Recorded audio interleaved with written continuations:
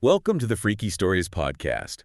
Are you ready for your daily dose of the strange and captivating? I know I am. Well, strap in, because today our freaky probe dives into two wildly different yet equally addictive flash fiction stories. You know, the kind that leaves you wanting more. Exactly. We've got tales of accidental heroism and international, well, let's just say unconventional diplomacy. And the best part, Oh, do tell. these stories come straight from you, our listeners. You sent them in, and now we're going to unpack them together, see what fascinating nuggets we can unearth. Prepare for a fun and epic journey tailored just for you. I'm already hooked. What's the first story we're diving into? It's called Ook and the Shiny Bird, and believe me, the premise alone is a real head-scratcher. Okay, I'm intrigued. Lay it on me. Picture this. Yeah. You're Ook, a caveman living in a place aptly named Scary Place. Sounds delightful. Right, not exactly a tropical paradise. Yeah. And, Yeah. well, he's not exactly the sharpest spear in the Stone Age quiver. Not a skilled hunter, then? Oh, absolutely not. Hunting, disaster, fire starting, even worse, more singed hair than actual fire. That's our Ook. I can already picture the poor guy stumbling through the wilderness. You know, it makes you wonder, what is it about these unqualified characters that draws us in? It's a good question. Maybe it's the relatability. I mean, who hasn't felt a little out of their depth at times? You've got a point there. Everyone loves an underdog story. Right. But here's where it gets interesting. Ook has this one rather peculiar talent, a real head-scratcher. Oh, and what's that? He's got a knack for finding shiny things. Shiny things, like sparkly rocks and whatnot. Pretty much. And it almost feels like the tribe just humors him, you know. All right, Yeah. Ook, go off to that scary place, collect your shiny trinkets, just stay out of the way of the real hunters. Oh, I can just imagine the eye rolls from the other cavemen. There goes. Ook again, off to find more useless, shiny stuff. Exactly. What do you make of this, listener, this seemingly unimportant detail? Does it seem like a throwaway quirk, or is there something more to it? Well, it's definitely a setup for something. It highlights how we often dismiss things we don't understand, don't you think? Absolutely. It's like that old saying, one man's trash is another man's treasure. Maybe Ook's onto something. And that something turns out to be a pretty big deal, literally. Oh, you're talking about the big shiny, right? One Absolutely. described as like a fallen star, but smooth as an egg. Precisely. Can you picture that, listener? Oh. Okay. In his primitive world, encountering something so utterly alien, it's not a wild beast, it doesn't growl or threaten him, it just hums. You know, that image of Ook encountering this strange object really paints a picture of just how different his world is from ours. Absolutely. Everything in his world would be rough, natural.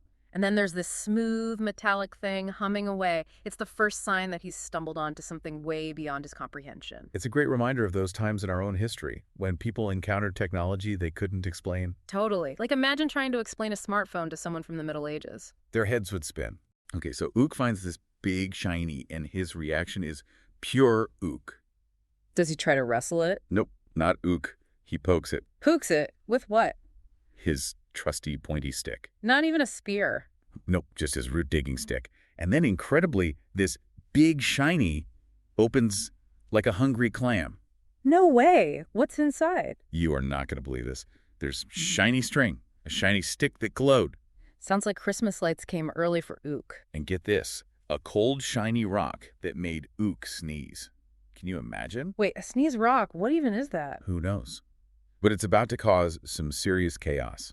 It's a classic example of what we call in the biz sufficiently advanced bamboo technology. Meaning? Ook's using this super high-tech stuff for totally basic purposes, and it's having these huge unintended effects. He's got no clue how it really works. It's like giving a toddler a nuclear reactor and being surprised when they make it light up. Exactly, you hit the nail on the head. Well, what happens when Ook sneezes on this rock? Oh, it's pure slapstick comedy gold. He drops it, there's this sharp noise, the whole scary place rumbles, a flash of light, and bam, cooked meat just appears. Wait, what? Just like that? Yep. Instant dinner, courtesy of alien tech. Of course, Ook doesn't connect the dots. He just thinks, shiny rock, make noise, noise make food. It's like those cartoons where a character pulls a lever and suddenly a feast appears out of thin air. It's perfect. So Ook stumbles back to his tribe, dragging his new treasures and a whole lot of cooked meat. What's the reaction to all this? Well, remember Grok, the tribe leader. He is not impressed. He's talking about, angry spirits and bad omens. Yeah. Ook, on the other hand, he thinks the spirits must love him now because he brought back all this loot. It's amazing how they're interpreting the same events in such different ways. It really highlights how our beliefs can shape our perceptions of reality, doesn't it? Absolutely. Grok is looking for explanations within his existing framework of understanding, while Ook is just reacting to the immediate positive outcome. It's a clash between superstition and accidental empirical observation. And then, to really test Ook's newfound luck, guess what happens? Don't tell me more sharp-teethed creatures show up. Bingo. But this time, they're coming from the big forest, and they're looking for trouble. Grok, in a moment of desperation, decides to send Ook to deal with them. Shiny solves everything, yes, he says, and you can practically hear the sarcasm dripping from his voice. Oh, the irony. Grok, the skeptic, turning to Ook and his shiny trinkets for help. It really shows you how desperate he must be. Makes you wonder what kind of threat these sharp-teethed creatures pose. Are they like saber-toothed tigers? Or something even stranger? Maybe we'll find out in a future episode. What a cliffhanger. I love it. I love it. So Ook sets off to face these fearsome beasts, armed with his trusty pointy stick and his collection of shiny whatsits. What could possibly go wrong? Well, for starters, Ook's not exactly a warrior, so his instinct, quite sensibly, is to run. Smart move, honestly. And in his panic flight, he stumbles right into a cave, full of sharp teeth. Oh, no. Talk about out of the frying pan and into the fire. It's a classic wrong place, wrong time scenario. But wait, didn't he bring the sneeze rock? He did, and in a moment of pure desperation, he remembers how it made a loud noise before, and good things happen. So he's hoping for a repeat performance. Exactly. He throws the sneeze rock into the cave, hoping it will scare the creatures away. Did it work? Oh, it works, but not in the way he expected. The sharp teeth erupt in screeching pain, smoke billows out of the cave, and they flee in terror. Wow. Sounds like that sneeze rock packs a punch. More like sonic boom. Poor Ook is just left standing there, covered in soot, totally bewildered. He had no idea what just happened. Again, with the unintended consequences, this caveman is a walking chaos machine. That he is. Yeah. But the chaos isn't over yet. There's this bigger rock in the cave, which we can probably assume is the heart of the crashed alien tech, and Ook, being Ook, pokes it. Oh no, not again. What happens this time? Things get really weird. He's hit with this intense pain, but then it's followed by this rush of power. The world seems to shift around him. He suddenly feels stronger, different. Sounds like an alien upgrade. Right. And remember his glowy stick? Well, it transforms too, becoming something. Oh, more powerful. Definitely. It's like the saying power glows, right? This idea that when characters get new abilities, they often have some kind of visual manifestation. Like a superhero getting their costume. Exactly. So now Oak's got this upgraded glow stick, newfound strength, and a very confused look on his face. I bet when Grok and the other hunters find him, they're in for a real shock. You bet they are. They see the charred cave, the fleeing sharp teeth, and Ook standing there trying to explain his shinies and this new power he feels. The mockery vanishes in an instant. They're awestruck and maybe a little terrified. The once mocked caveman has become a figure of power. It's a classic example of the accidental hero archetype. You know, the character who stumbles into greatness despite being completely unprepared. And what's fascinating is that Ook doesn't even try to seize power. It just kind of falls into his lap. I guess when you're the only one who can make meat appear out of thin air and scare off monstrous beasts, leadership tends to follow naturally. Precisely. And you know what? Life in the tribe actually improves under Ook's accidental rule. No more sharp teeth attacks, plenty of food thanks to the strange lights he can create, and nobody questions his growing collection of glowing gadgets. It's like they've stumbled into a technological utopia, all thanks to Ook and his misunderstanding of alien technology. His cave even gets a makeover. A blinking rock that keeps him warm, shiny wraps for his sleeping area, and the sneeze rock. Well, that now projects these moving images on the cave wall. It's like a prehistoric movie night powered by alien tech. That's incredible. It's like he's created a whole new world for himself and his tribe, all without even knowing how it works. The story ends with Ook's curiosity piqued. He hears buzzing sounds and sees more lights in the big forest.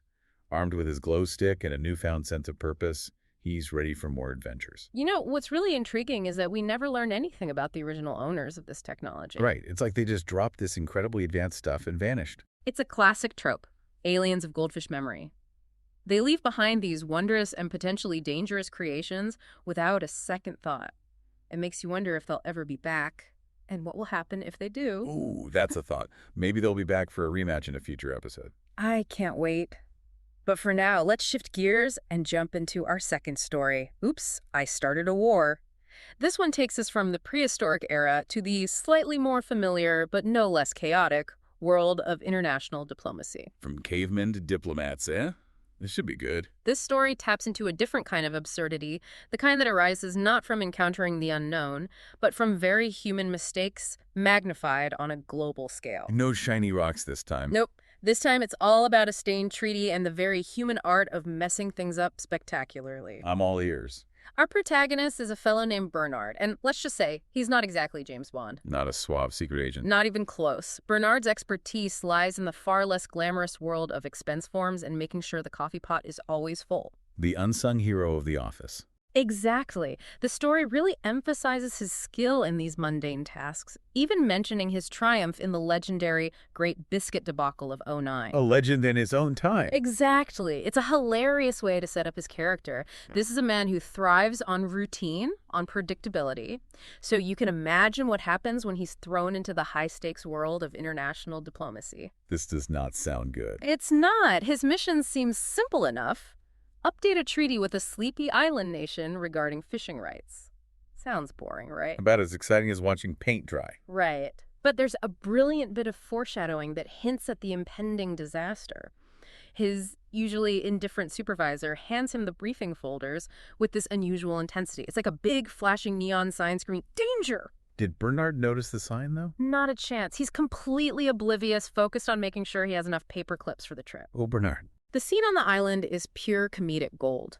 The author paints this vivid picture of oppressive heat, sweaty dignitaries, and these surprisingly controversial fish. And poor Bernard, wilting under the heat and the monotonous drone of the translators, completely zones out during the most crucial part of the briefing. You know, the part about historic boundaries and non-negotiable sovereign waters. We've all been in those meetings, haven't we? Where you just completely tune out. Absolutely. But usually those meetings don't have the potential to trigger international incidents. And then comes the moment that changes everything.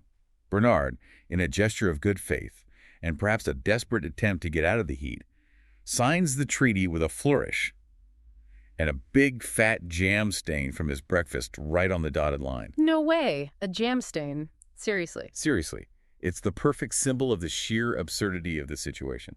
So what happens next? Chaos erupts. The translator lets out a strangled shriek. The room descends into a full-blown shouting match. Maps are unfurled with dramatic flair, and admirals are being summoned left and right, all because of a fishing treaty and a little bit of spilled jam. It's like something out of a Marx Brothers movie. Totally. And poor Bernard is just standing there blinking in confusion as accusations fly, and his name is being uttered with the kind of venom usually reserved for dictators. He's gone from mild-mannered bureaucrat to international public enemy #1 in the blink of an eye. It's a classic case of right place, wrong time, wrong stain. So what do his superiors do? Throw him to the wolves. Not exactly. They come up with this brilliantly harebrained scheme to send him on an apology tour. It's a desperate attempt to smooth things over. An apology tour? You mean sending the guy who single-handedly started this whole mess on a goodwill mission? Yep. Bold strategy. Let's see if it pays off. And let me tell you, this apology tour is a comedy of errors from start to finish. Do tell. Give me the highlights. He trips over a Maharaja's prize poodle, leading to a tense diplomatic incident involving canine first aid. Then there's his disastrous attempt to speak Mandarin, which is met with bewildered stares and some rather pointed corrections. I can only imagine the cringe. And the piece de resistance. Ugh. He accidentally confesses to the jam stain incident in tears while trying to apologize for something else. The jam stain confession. It's the ultimate symbol of his bumbling incompetence. I can't believe it actually helped diffuse the tension. It's like the world leaders were so taken aback by his sheer honesty and lack of malice that they couldn't help but laugh. They're used to dealing with cunning, manipulative adversaries, and then there's Bernard, just a regular guy who made a really big mistake. It's a reminder that sometimes the most unexpected things can have the most surprising consequences. Totally. So after weeks of Bernard's unintentional comedic diplomacy, the world leaders finally managed to hammer out a revised treaty. And what does this masterpiece of diplomacy entail? Oh, it's a thing of beauty. There are clauses about preferred fish pie recipes, joint initiatives for whale watching, and a legally binding agreement to never, ever mention the Maharaja's unfortunate poodle ever again. It sounds less like a treaty and more like a collective agreement to pretend this whole fiasco never happened. Exactly. But hey, it worked. So, Bernard, the accidental diplomat, what becomes of him?